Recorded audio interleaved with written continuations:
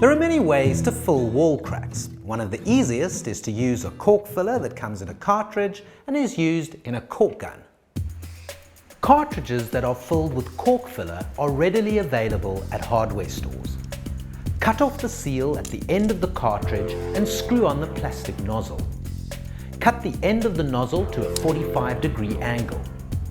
Fit the cartridge into a corking gun. Squeeze the trigger on the gun until the white cork can be seen in the nozzle. As you squeeze the handle on the gun, a plunger on the gun forces a seal in the cartridge towards the nozzle, forcing the cork out of the end of the nozzle. Run the cork into the crack.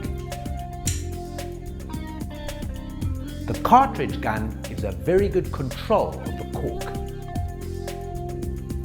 Water-based fillers often shrink as they dry and a second coat may be necessary.